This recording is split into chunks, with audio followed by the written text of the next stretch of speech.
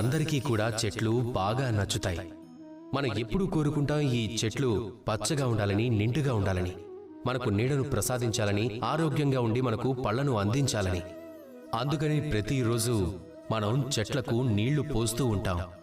కానీ ఎప్పుడైనా ఆలోచించారా, మనం నీళ్లు వేర్లకు పోస్తాం, అయినా ఆ నీళ్లు ఆ చెట్టుకున్న ప్రతి ఒక్క ఆకు దాకా చేరుకుంటాయి. అసలు ఇది ఎలా జరుగుతుంది?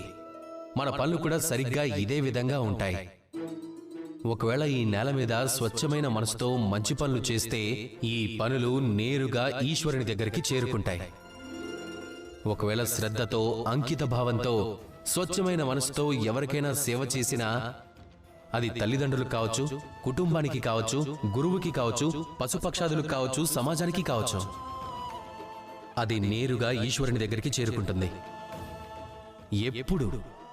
ఎప్పుడు స్వచ్ఛమైన మనసుతో, అంకిత భావంతో, అలాగే శ్రద్ధతో పనులు చెయ్యండి. దానికి ఈశ్వరుడే స్వయంగా మీకు ఫలాన్ని ప్రసాదిస్తాడు.